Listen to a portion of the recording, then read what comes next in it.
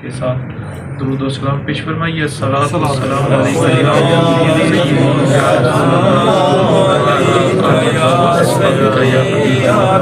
السلام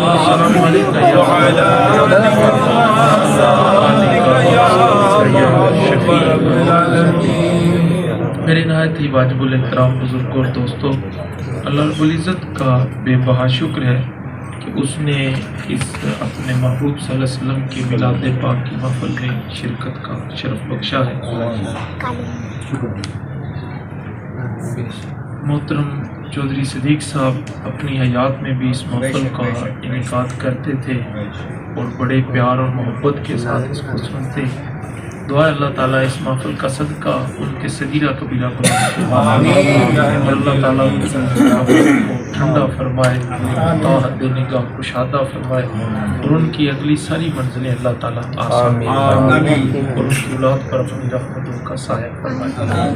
حضرات وقار، میں نے جو آپ کے سامنے آئے مبارکہ تلاوت کرنے کا شرف حاصل کیا ہے، اس کا ترجمہ اور تھوڑی سی تفسیر آپ کے گوش گزار کر کے اجازت چاہوں گا۔ فرمایا لقد جاءکم رسول، آ گیا تمہارے پاس عظمتوں والا رسول، من انفسکم، جو تمہیں میں سے ہے، عزیز علیہ ما عنتم حریص علیکم، تمہاری تکلیف اور مشقت اس پہ گراں گزرتی ہے اور وہ تمہاری بھلائی کا بڑا خیر خواہ ہے اور پسند فرمانے والا ہے۔ وَبِالْمُؤْمِنِينَ رَءُوفٌ الرحیم، اور مومنین کے ساتھ تو انتہا درجے کے رؤوف بھی ہے اور رحیم بھی ہے۔ یہاں سرکار دو عالم صلی اللہ تعالیٰ علیہ وآلہ وسلم کے میلاد کا ذکر ہوا ہے، کیونکہ حضور کا میلاد جو ہے وہ حضور کی آمد کا ذکر کرنا ہی حضور کا میلاد ہے۔ اور اس آیہ مبارکہ میں یہی تو کہا گیا ہے کہ لقد جاءکم رسول، آ گیا تمہارے پاس عظمتوں والا رسول۔ تو یہاں حضور کے آنے کا ذکر ہے، اسی لیے کہا لقد جاءکم رسول۔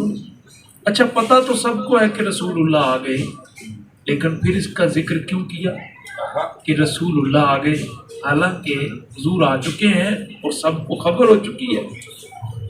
اللہ تعالیٰ نے قرآن مجید میں اس لیے ذکر فرما دیا تاکہ حضور کی ولادت سے پہلے بھی جو حضور کی آمد کا ذکر ہو رہا تھا، اب قیامت تک بھی حضور کی آمد کا ذکر ہوتا ہے۔ اللہ تعالیٰ نے حضور کی آمد کا ذکر کر کے اس چیز کو اپنی سنت بنا دیا کہ حضور کے میلاد کا ذکر کرنا یہ اللہ کی سنت ہے۔ پچھلے انبیاء بھی یہی کہتے رہے کہ وہ عظمتوں والا رسول آئے گا، وہ عظمتوں والا رسول آئے گا۔ جتنے انبیاء گزرے وہ حضور کی آمد کی خبر دے کے گئے اور اپنی امتوں اور اپنے ماننے والوں کو یہ خبر دے گئے کہ ایک عظمتوں والا رسول آنے والا ہے۔ حضور جب آ گئے تو اب قیامت تک حضور کا ذکر ہو رہا ہے کہ وہ عظمتوں والا رسول آ گیا ہے۔ فرق صرف اتنا تھا کہ ہم یہ کہتے ہیں نا کہ آ گیا وہ نور والا جس کا سارا نور ہے، پچھلے یہی کہتے رہے آئے گا وہ نور والا جس کا سارا نور ہے۔ حضور کی آمد سے پہلے بھی حضور کا ذکر ہوتا رہا اور لوگ حضور کا انتظار کرتے رہے۔ طبا ایک بادشاہ تھا، تو اس کے پاس ایک بہت بڑا لشکر تھا، جس طرف جاتا وہ علاقے فتح کرتا جاتا۔ مکہ کی طرف آیا اور اس نے مکہ کو فتح کرنے کا ارادہ کیا، تو جس دن اس نے ارادہ کیا اس کے سر میں درد ہو گیا، اگلے دن وہ حملہ نہ کر سکا۔ اس نے اپنے جو علماء تھے اس کے پاس، ان کو بلا کے اس نے کہا کہ وجہ کیا ہے، میں سارے علاقے فتح کر چکا ہوں، یہ شہر ہے کہ مجھ سے فتح نہیں ہوتا۔ انہوں نے کہا کہ اس لیے کہ یہ شہر جو ہے یہ نبی آخر الزمان کی جائے ولادت ہے، اس لیے تو اس کو فتح نہیں کر سکتا۔ اس نے وہاں سے رخت سفر باندھا، تو جب راستے میں مدینے کی بستی سے گزرا، یہ اس وقت یہاں پہ آبادی نہیں تھی، صرف نخلستان تھا، ایک باغ تھا۔ اس کے علماء نے اس کو خبر دی کہ یہ وہ جگہ ہے جہاں نبی آخر الزمان ہجرت فرما کر تشریف لائے۔ اب طبا بادشاہ کو حضور سے محبت ہو گئی، جب اس نے ان علماء سے حضور کی شان سنی کہ یہ وہ ہستی ہیں کہ جن کے لیے اللہ تعالیٰ نے اس کائنات کو تخلیق فرمایا، اور یہ انبیاء کا سلسلہ جو شروع ہے اور حضرت موسیٰ سے بعد میں بھی آئیں گے، یہ انبیاء کا سلسلہ جو ہے وہ نبی آخر الزمان پہ جا کے ختم ہو جائے گا۔ تو وہی عظمتوں والے رسول اور سارے رسولوں کے سردار ہیں۔ تو طبا کو اس نے جب اپنے علماء سے حضور کی یہ باتیں اور خبریں سنی تو اس کو محبت ہو گئی۔ اس نے پھر ایسا کیا کہ جب وہ وہاں سے رفتے سفر باندھنے لگا تو اس کے ساتھ جو علماء کی جماعت تھی نا، ان میں سے اکثر کہنے لگے کہ بادشاہ سلامت، اب آپ آگے جانے کا ارادہ رکھتے ہیں لیکن ہم یہاں سے آگے نہیں جانا چاہتے، ہم یہیں اب ڈیرے لگانا چاہتے ہیں۔ اس نے کہا اچھا پھر ایسا کرو۔ تو اس نے 500 علماء تیار ہوئے جو مدینے کے اندر رہنا چاہتے تھے۔ اس نے 500 علماء کے لیے گھر بنایا، اور پھر جو ان علماء کی جماعت کا جو سردار تھا نا، سب سے بڑا جید عالم، اس کے لیے پھر اس نے ایک اسپیشلی گھر بنایا، اور اس کو کہا کہ یہ گھر تیرا نہیں ہے، یہ گھر نبی آخر الزمان کا بنایا ہے، یہ تو نے امانت ان تک پہنچا دینی، اور یہ نسل در نسل آگے اپنی نسل کو یہ خبر دیتے جانا کہ جب حضور مکہ سے ہجرت کر کے یہاں تشریف لائیں تو یہ گھر ان کے لیے ہے۔ اب وہ اس بات جو ان کا سردار تھا علماء کا، وہ اپنی نسل در نسل آگے وہ خط لکھتا رہا، اور طبا نے اس خط کے اندر یہ لکھا کہ یا رسول اللہ صلی اللہ علیہ وسلم، اگر تو میں نے آپ کا زمانہ پایا تو میں آپ کی جناب میں حاضر ہو کر آپ کا کلمہ پڑھوں گا، اور اگر یا رسول اللہ میں آپ کے زمانے سے پہلے فوت ہو جاؤں تو مجھے اپنی غلامی میں قبول فرما لیجیے اور مجھے اپنی امت میں شامل فرما لیجیے۔ اب وہ خط اس نے دے دیا، اور وہ خط نسل در نسل چلتا رہا، اور یہ وہ 500 علماء تھے جو مدینے کے پہلے باسی تھے۔ اس سے پہلے یہاں آبادی نہیں تھی، صرف نخلستان تھا، ایک باغ تھا، کھجوروں کا ایک جھنڈ تھا وہاں پر۔ اور آپ سمجھ جائیے کہ کتنی حضور کی آمد سے پہلے بھی حضور کی معلومات تھی کہ بستی بھی نہیں، صرف ایک نخلستان ہے، لیکن پچھلے وقت کے علماء نے جان لیا ہے کہ یہی وہ نخلستان ہے جہاں نبی آخر الزمان ہجرت فرما کر تشریف لائے۔ تو وہ اس قدر معلومات ان کے پاس موجود تھی۔ تو جب وہ خط چلتا رہا آگے نسل در نسل، حضور کا جب مکہ سے ہجرت فرما کر مدینے میں حضور تشریف لائے، تو حضور جب مدینے میں تشریف لائے تو ہر کسی کی خواہش تھی کہ حضور میرے گھر میں مہمان بنے، تو ہر کوئی دعوت دیتا یا رسول اللہ میرے غریب خانے میں تشریف لائیے۔ حضور نے فرمایا اس اونٹنی کو چھوڑ دو، ناکا قصبہ حضور کی اونٹنی کا نام تھا، فرمایا اس کو بتا دیا گیا ہے اس نے کہاں جا کے رکنا، جہاں رکے گی وہی ہماری منزل ہوگی۔ اب وہ اونٹنی چلتی چلتی حضرت ایوب انصاری کے دروازے پہ آ کے رک گئی۔ حضور جب اندر تشریف لے گئے تو حضرت ایوب انصاری نے وہی خط جو ان سے نسل در نسل ان تک پہنچا تھا وہ حضور کی جناب میں پیش کر دیا۔ یا رسول اللہ، یہ ایک طبا بادشاہ تھا، اس نے آپ کے نام خط لکھا تھا۔ حضور نے پھر وہ خط پڑھا اور طبا کے ایمان کو قبول بھی فرمایا۔ تو یہ حضور کی آمد سے پہلے بھی حضور کے ذکر تھے۔ ہم تو کہتے تھے کہ حضور نے حضرت ایوب انصاری کے گھر پہ جا کے مہمان نوازی اختیار فرمائی، خود حضور نے وہاں پہ مہمان بنے، اور حضرت ایوب انصاری کے گھر میں حضور ابتدائی ایام رہے۔ ہم سمجھتے رہے کہ حضرت ایوب انصاری کے گھر میں رہے ہیں، حقیقت جان کر خبر ملی ہے کہ حضرت ایوب انصاری حضور کے گھر میں رہتے ہیں، کیونکہ وہ بادشاہ نے جو گھر بنایا تھا وہ رسول اللہ کے لیے بنایا، اور صرف حضرت ایوب انصاری ہی نہیں رہتے رہے بلکہ ان کی پوری نسل حضور کے گھر میں رہتی ہے۔ تو یہ اس لیے کہا قد جاءکم، حضور کی آمد سے پہلے بھی حضور کی آمد کا ذکر ہوتا رہا ہے، اور حضور کی آمد کے بعد بھی قیامت تک حضور کی آمد کا ذکر ہوتا ہے۔ تم بم دھماکے کر لو، تم ہمیں سیدھی گولیاں مار لو، تم سے جو کچھ ہوتا ہے کر لو، لیکن یاد رکھو مصطفیٰ کے غلاموں کے سینے ختم نہیں ہوں گے، تمہاری گولیاں ختم ہو جائیں۔ یہ میلاد منانے والے حشر تک حضور کا میلاد مناتے ہیں. لبیک لبیک یا رسول اللہ لبیک لبیک لبیک یا رسول اللہ لبیک لبیک لبیک یا رسول اللہ لبیک لبیک لبیک یا رسول اللہ لبیک. اور یہ انشاءاللہ العزیز حضور کے نام کے چرچے ہوتے رہیں گے، کیونکہ یہ کسی عام یا کسی فرد نے بلند نہیں کیے. ورفعنا لک ذکرک کے کائنات کے رب نے خود حضور کے ذکر کو بلند کیا، اور یہ ذکر کم نہیں ہو سکتا کیونکہ بڑھانے والا رب ہے. اس نے کہا نا ہم نے بڑھایا ہے، اسی لیے کہا کہ جب ہم بڑھانے والے ہیں تو پھر کس کی جرت ہے کہ کم کریں. وہ فرش والے تیری شوکت کا علو کیا جانے، اس روا عرش پہ اڑتا ہے پھریرا تیرا. یہ دنیا والوں کو کیا خبر کہ تیری عظمت اور تیری شان کیا ہے. یا رسول اللہ آپ کے نام کا جھنڈا تو عرش پہ بھی لہرا رہا ہے. آگے فرمایا کہ قد جاءکم تمہارے پاس آ گئے. اب کم سے مراد تو عرب والے بھی تھے، عجم والے بھی تھے، اس میں پھر ہند والے بھی ہیں تو یورپ والے بھی ہیں. سب کو کہا میرا محبوب تمہارے پاس آ گیا. قد جاءکم تمہارے پاس آ گیا. تو تم میں تو سارے مخاطب تو سارے کے سارے اس میں پوری دنیا کو خبر دے دی. تو یہ خبر دی کہ میرا مصطفیٰ آیا سب کے پاس ہے، سب کے پاس آ گیا. اسی لیے کہا ما کان اللہ لیعذبہم وانت فیہم. پیارے جب تک تو ان کے اندر موجود ہے میں ان کو عذاب نہیں کروں گا. حضور جب آئے تو پھر سب کے پاس آ گئے اور سب کے پاس موجود ہے حضور. اور میں کہتا ہوں حضور کی آمد کا ذکر تو قرآن میں ملتا ہے، حضور کے جانے کا ذکر قرآن میں نہیں ملتا. تو آ گئے تو اب بھی ہمارے اندر موجود ہے. اور قیامت تک کے لوگوں کو یہ کہا جا رہا ہے لقد جاءکم میرا محبوب تمہارے پاس آ گیا ہے. اس کا مطلب یہ ہے کہ رسول اللہ قیامت تک ہمارے اندر موجود ہے. اسی لیے کہا لقد جاءکم رسول، عظمت والا رسول آ گیا من انفسکم. یہاں علماء نے فرمایا کہ اس کی انفسکم کے یہ لفظ ہے اس کو دو طرح سے پڑھا گیا. ایک انفسکم بھی پڑھا گیا کہ وہ تم میں سے سب سے زیادہ نفیس ترین ہے، سب سے زیادہ پاکیزہ تر ہے.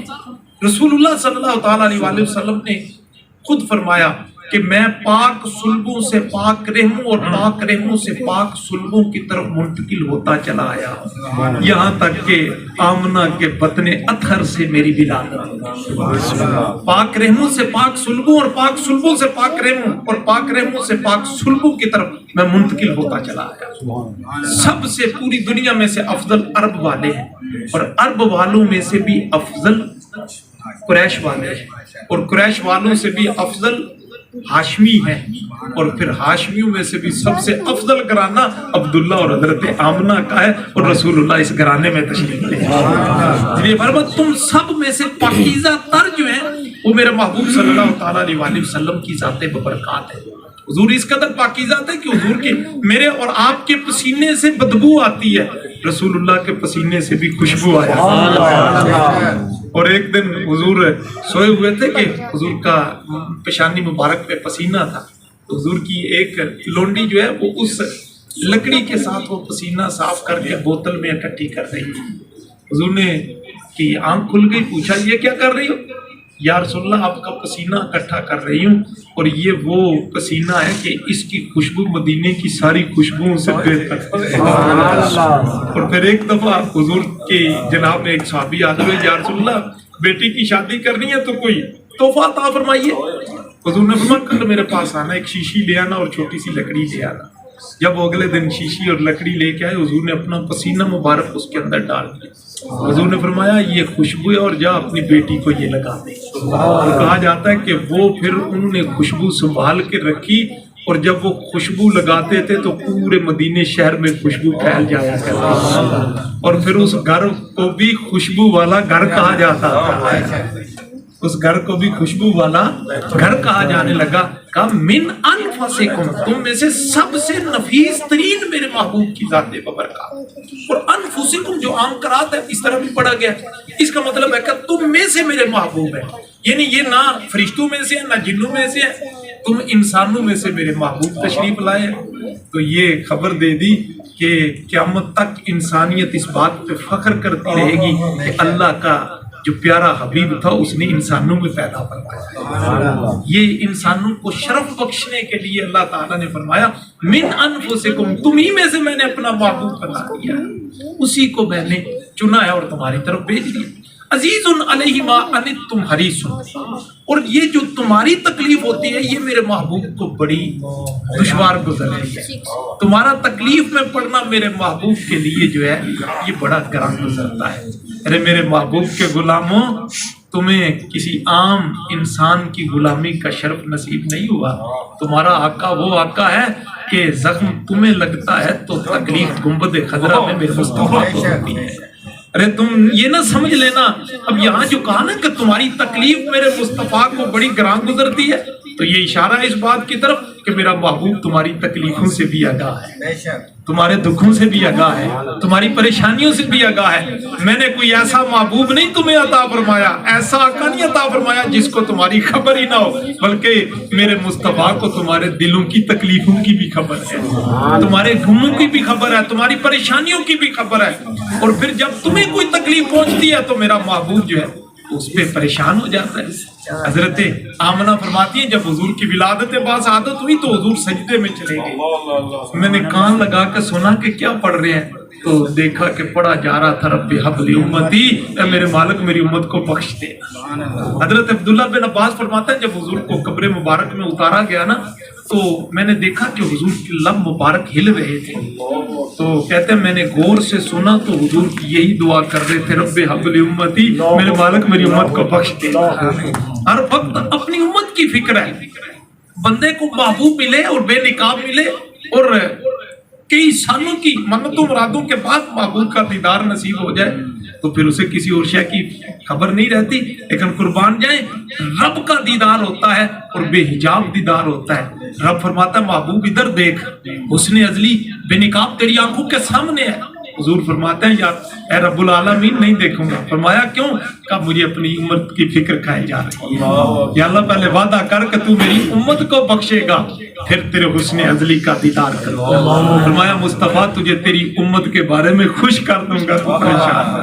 وہاں بھی فکر ہے تو اپنی امت کی فکر ہے. حشر کا دن ہوگا ہر کوئی کہہ رہا ہوگا نفسی نفسی نفسی نفسی.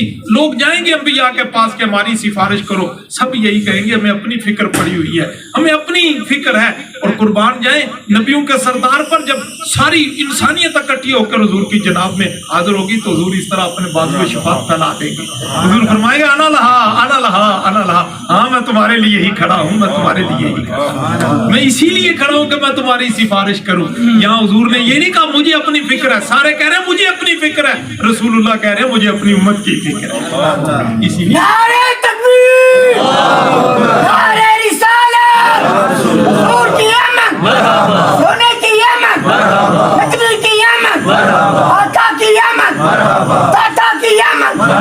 لبیک لبیک لبیک یا رسول اللہ لبیک لبیک لبیک یا رسول اللہ لبیک لبیک لبیک یا رسول اللہ. تاجدار ختم نبوت زندہ باد، تاجدار ختم نبوت زندہ باد، تاجدار ختم نبوت. وطن پاک کا نعرہ حیدری حیدری حیدری.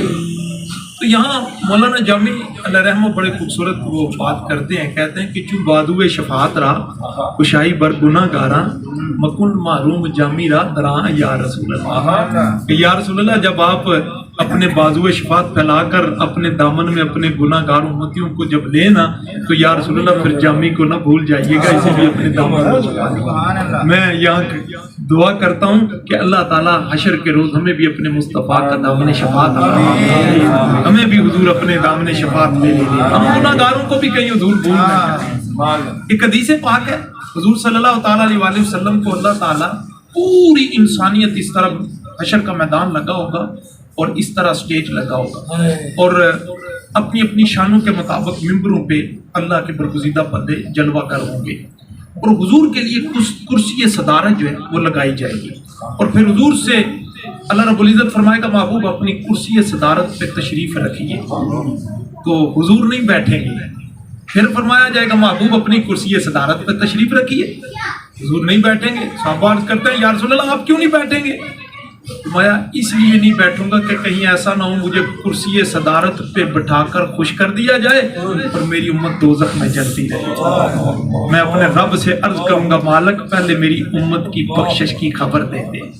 रब फरमाएगा महबूब आप अपनी कुर्सी सदारत पे तशरीफ रखें, हम आपको आपकी उम्मत के बारे में खुश फरमा देंगे, आप उसकी फिक्र ना कीजिए। तो हुजूर को वहां भी फिक्र है तो फकत अपनी उम्मत की फिक्र है। इसीलिए कहा अजीजुन अलैहि मा अनितुम हरीसुन अलैकुम बिल मुमिनीन, और फिर आगे फरमाया हरीसुन अलैकुम, तुम्हारी भलाई के बड़े लालची हैं। यहाँ हरीसुन का जो लफ्ज है ना वो लालची के माने में इस्तेमाल होता है, बड़े ख्वाहिशमंद है तुम्हारी बेहतरी के, तुम्हारी भलाई के, कि उन्हें बस फिक्र है तो फकत तुम्हारी है। किसी को फिक्र है तो दौलत की, किसी को फिक्र है तो औलाद की, किसी को फिक्र है तो अपनों की। कुर्बान जाए अल्लाह के नबी की ज़ात पर, उन्हें फिक्र है तो अपनी उम्मत की फिक्र है। वहाँ भी फिक्र यही। हजरत आयशा अर्ज़ करती हैं या रसूलल्लाह हशर के रोज़ आपसे मुलाकात करनी हो तो कहाँ होगी? हुज़ूर ने फरमाया 3 जगहों पे मुलाकात होगी। एक वो जहाँ मेरे उम्मतियों के आमाल तोले जा रहे हैं, मीज़ान पे जहाँ आमाल तोले जा रहे होंगे वहाँ मैं मौजूद होऊंगा।